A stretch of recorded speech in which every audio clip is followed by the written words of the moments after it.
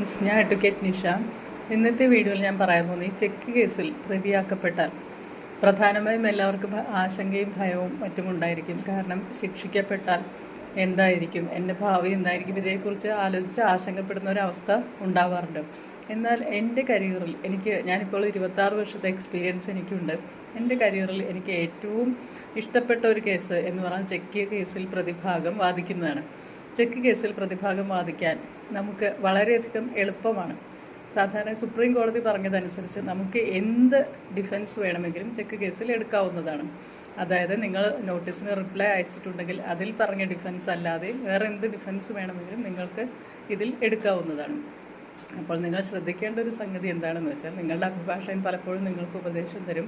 നിങ്ങൾ കേസ് ഒത്തുതീർപ്പ് ആക്കാവുന്നതായിരിക്കും നല്ലത്, സംഖ്യ കൊടുത്ത് തീർത്താൽ ബുദ്ധിമുട്ടുണ്ടാവില്ല, ഇല്ലെങ്കിൽ ജയിലിൽ കിടക്കേണ്ട അവസ്ഥ വരും. ഇത്തരം ഉപദേശങ്ങൾ പലപ്പോഴും അഭിഭാഷകർ കൊടുക്കാറുണ്ട്.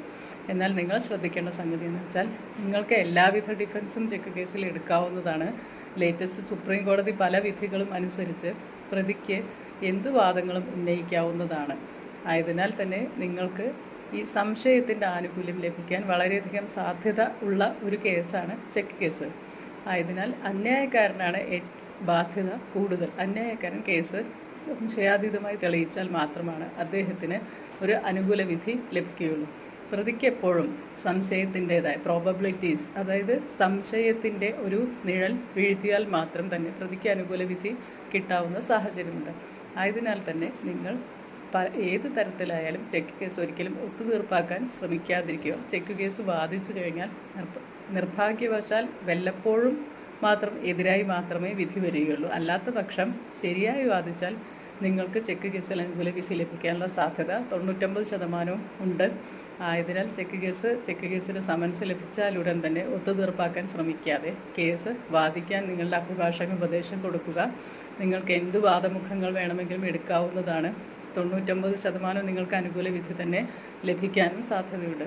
അതിനാൽ ചെക്ക് കേസിന് സമൻസ് ലഭിച്ചാൽ ഉടൻ തന്നെ പരിഭ്രാന്തരായി വക്കീലിൻ്റെ വാക്കുകൾ കേട്ട് ചെക്ക് കേസ് ഒത്തുതീർപ്പാക്കാൻ ശ്രമിക്കാതിരിക്കാം. ചിലപ്പോൾ കോടതി നിങ്ങളോട് മീഡിയേഷനെ സജസ്റ്റ് ചെയ്തു എന്ന് വരും. ഈ മീഡിയേഷൻ എഗ്രിമെൻ്റ് ഉണ്ടാക്കിയ കേസിലടക്കം എനിക്ക് അനുകൂല വിധി കിട്ടിയിട്ടുണ്ട്. മീഡിയേഷൻ എഗ്രിമെൻ്റ് എന്ത് സാഹചര്യത്തെ പലപ്പോഴും അഭിഭാഷകർ ഭീഷണിപ്പെടുത്തുന്ന സാഹചര്യം ഉണ്ടാവാറുണ്ട്. കേസ് ഒത്തുതീർപ്പാക്കിക്കോളൂ, ഇല്ലെങ്കിൽ നിങ്ങൾക്കെതിരായി വിധി വന്നാൽ നിങ്ങൾ ജയിൽ ശിക്ഷ അനുഭവിക്കേണ്ടി. ഈ തരത്തിൽ കേസ് ഒത്തുതീർപ്പാക്കാൻ നിങ്ങൾക്ക് സമ്മർദ്ദം ലഭിക്കാറുണ്ട്. അത്തരം സാഹചര്യങ്ങളിൽ എന്ത് സമ്മർദ്ദമുണ്ടെങ്കിലും നിങ്ങൾക്ക് ഒത്തുതീർപ്പാക്കാൻ പറ്റിയ സാഹചര്യം അല്ല എന്നുണ്ടെങ്കിൽ മീഡിയേഷൻ എഗ്രിമെൻ്റ് ഒരിക്കലും സൈൻ ചെയ്യാതിരിക്കുക, ഒത്തുതീർപ്പാക്കാൻ ശ്രമിക്കാതിരിക്കുക. കേസ് എല്ലാ രീതിയിലും